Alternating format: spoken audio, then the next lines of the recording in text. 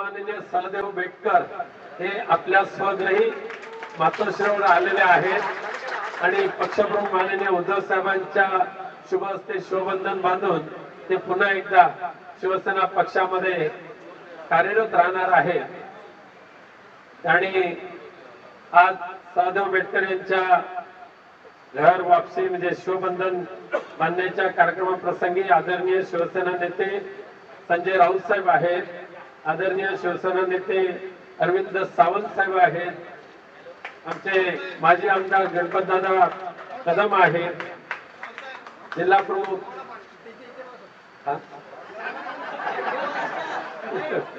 जय महाराष्ट्र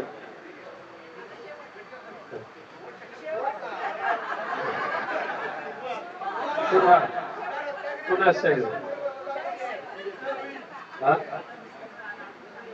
तुलकाताई विश्वासराव आलेले आहेत, रवी डोळस आहेत, बाकी सर्वच तुम्ही पदाधिकारी आलेले आहात।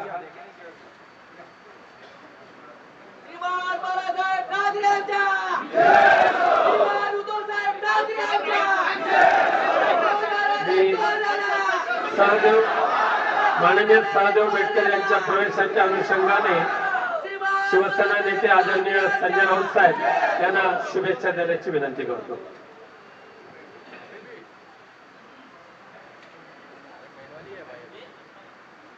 आपले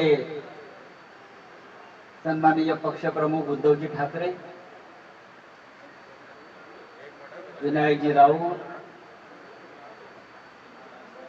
गणपत कदम, पुढ्यात अरविंद सावंत, सगळे कोकणचे सुपुत्र इथे हजर आहेत आणि त्यात आता भर पडलेली आहे आपल्या सहदेवाची। महाभारतातली 3 प्रमुख पात्र इथे उपस्थित आहेत। उद्धवा म्हणजे श्रीकृष्ण, संजय आहे आणि सहदेव हे फार महत्वाचं पात्र होतं। धर्मराजाचा अत्यंत जवळचा जर कोण असेल तर तो सहदेव होता।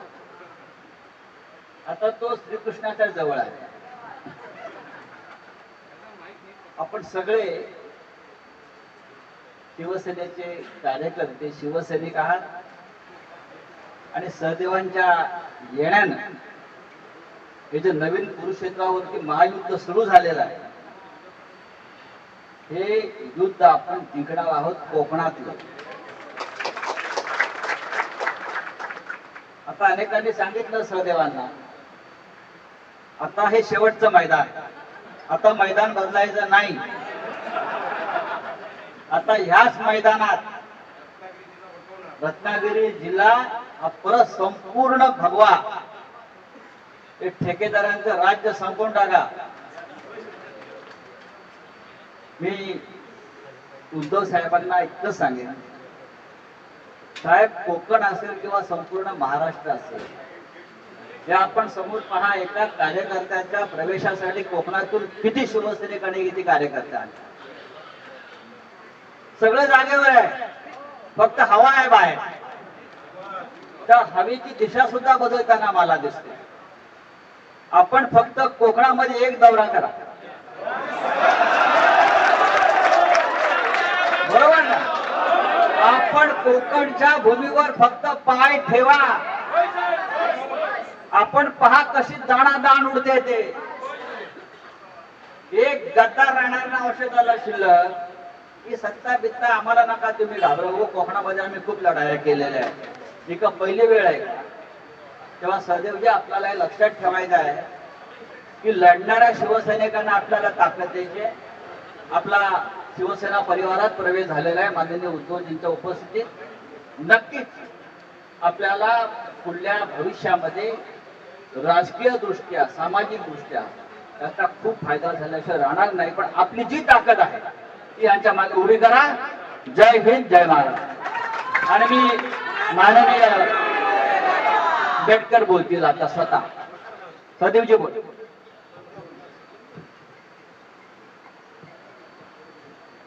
आज या मातोश्री मध्ये, मातोश्री ही माझी 92 सालापासून आहे आणि 92ला मोठ्या साहेबांचं दर्शन घेतलेलं आहे। माननीय कैलाशी गेलेले रमेश मोरे साहेब यांच्या आशीर्वादाने मी मातोश्रीवर आलो कोळसवड कंपनी असताना, आणि 92ला साहेबांचं मी दर्शन घेतलेलं आहे, मोठ्या साहेबांचं. आणि तिथपासून आजचे पक्षप्रमुख उद्धवजी साहेब, रेशमीताई आणि तिचे वडील बाबा पाटणकर हे माझे खास एकदम वडिलांसारखे आम्ही अशा ठिकाणी कुटुंबात वागलो.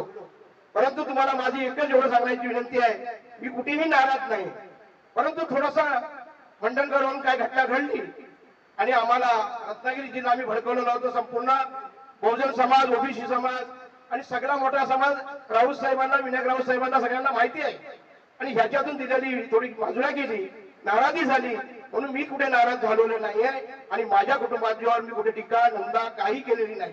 म्हणून मी परत मी घरात आलो नाही. आणि साहेबांचा आशीर्वाद, विनयजी राऊत साहेबांचा आशीर्वाद, संजय राऊत सर्वात आमचे मोठे आणि त्यांच्या कुटुंबामध्ये सगळ्यामध्ये मिसळून आहे, म्हणून आज रत्नागिरी जिल्हा सर्व माझ्या तुम्ही पाठीशी आहेत का?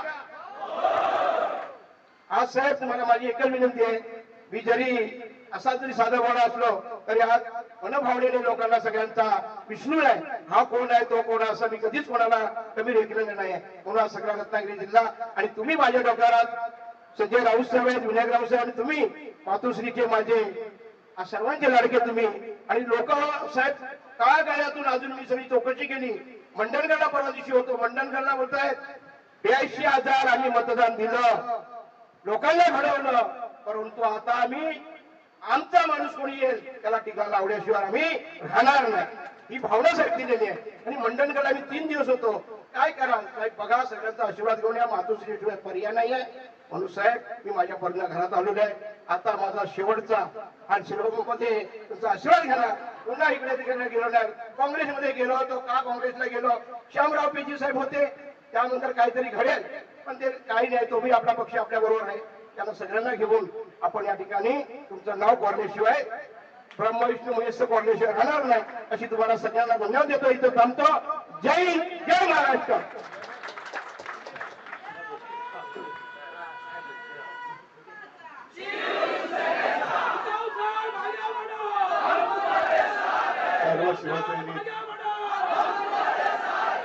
सर्व शिवसैनिक बांधवांनो आणि भगिनींनो, सहदेवराव एवढ्या जोरात बोलले की हा आवाज तळकोकणापर्यंत गेलेला असेल, आणि मला आणखीन काय बोलण्याची आवश्यकता आहे असं मला वाटत नाही. दत्ता, तुमचा वाढदिवस आहे, तुम्हाला उदंड निरोगी आयुष्य लाभो, दीर्घायुष्य लाभो अशी आई जगदंबेच्या चरणी आणि शिवचरणी प्रार्थना करतोय. आणि तुमचं खरंच कौतुक आहे की स्वतःचा वाढदिवस असताना सुद्धा शिवसेना वाढवण्यासाठी तुम्ही इथे आलात. ही वाढ महत्वाची आहे. नाहीतर आपले शिवसेना प्रमुख जे सांगायचे की रोज दिवसाकडे आपण वाढतच असतो, पण एक दिवस वाढल्यानंतर मी केलं काय, तर दत्तांसारखे अनेक शिवसैनिक आहेत, ते तुम्ही सुद्धा समोर माझ्या उभे आहात आणि राज्यभर पसरत आहेत. ते शिवसेना आतापर्यंत त्यांनी वाढवली आणि यापुढे सुद्धा वाढवण्यासाठी अहोरात्र मेहनत करते. मगाशी संजय आपण म्हणाल की कोकणामध्ये एक पाऊल टाका, नुसतं एकच नाही पाऊल टाकणार तर कोकण परत पालाक्रांत करणार, बघू पण याच्यामध्ये. कारण काही काही वेळेला असं होतं, हा जो काही निवडणुकीचा निकाल लागला, खरं म्हणजे लोकसभा काय किंवा विधानसभा काय, हा कोकणातला निकाल आपल्याला सर्वांनाच अनपेक्षित होता. कसा कोणी विजय मिळवला, काय काय केलं, या सगळ्या गोष्टी आता सुरस कथा या बाहेर यायला लागलेल्या आहेत. लोकांना कदाचित एका वेळेला कोणीतरी मूर्ख बोलू शकत असेल, पण आज ज्याप्रमाणे तुम्ही आलेला की कोकणामध्ये या, असा अख्खा महाराष्ट्र, मला माझे शिवसैनिक आहेत, काही शेतकरी आहेत, सर्व स्तरातले, की साहेब आम्ही फसलो, आम्हाला फसवलं गेलं. ज्या ज्या काही थापा मारल्या त्या आता सगळेजण हात वर करून मोकळे झालेले आहेत. आणि आता खरी आपली शिवसेनेची गरज या राज्यातल्या जनतेला आहे. सर्व लोकांना कल्पना आहे की दिलेल्या शब्दाला जागणारा एकच पक्ष तो म्हणजे शिवसेना, आणि शिवसेना एकच आहे. दुसरे ते कोण आहेत? एसनशी ते लोकच म्हणतात एसनशी. ही सगळी लोक, त्यांना काय तेंडा नाही, बुडका नाही, नुसतं कशाला तरी स्वतःच्या लाभापायी लोभापायी ही केलेली माणसं आहेत.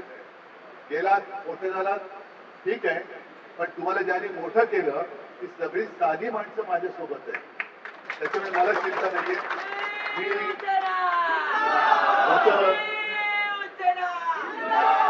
जसं येत्या 16 तारखेला मी नाशिकला जातोच आहे, ते 1 दिवसाचं शिबिर आहे.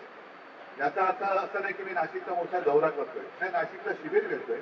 आणि विनायकरावना मी सांगितलं की विनायकराव, गणपतराव, तुम्ही सगळेच आहात, तुम्ही सगळे कोकणवाले आहातच, की लवकरात लवकर, कारण आता जरा थोड्या सुट्ट्या वगैरे लोकांना एन्जॉय करू द्या. प्रत्येक वेळेला कटकट करण्यापेक्षा जरा काही मुंबईकर गावी येणार, त्यांना सुद्धा काही थोडीशी गंमत थोडं आयुष्यात काही सुखाची समाधानाचे क्षण पाहिजेत ना.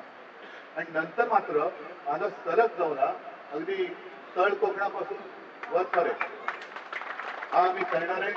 जिथे जिथे तुम्ही सांगाल तिथे तिथे मी येणार आहे. पण तोपर्यंत सहदेवराव, तुम्ही आता जीवबंधन बांधलेलं आहे. मध्ये थोडंसं तुम्ही म्हणालात की काही स्थानिक पातळीवरती, पण या स्थानिक पातळीवरती थोड्या सुरगुरी जरी झाल्या तरी आपलं घर तरी सोडायचं नाही. आता परत घरी आलेला आहात. आपल्या घरामध्ये जे कोणी आधी गद्दार होते, मी त्यांचा आणि तुमच्यामध्ये फरक एवढ्यासाठी करतोय की तुम्ही निष्ठेने सगळे प्रामाणिक राहिले, निष्ठेने राहिला.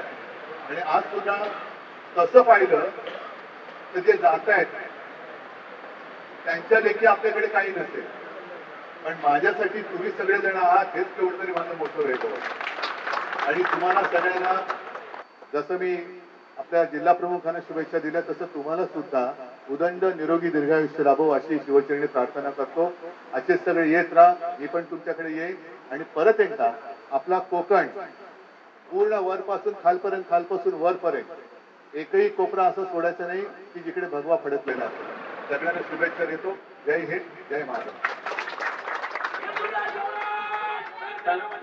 फक्त तालुका प्रमुख, उपजिल्हा प्रमुख आणि जिल्हा प्रमुख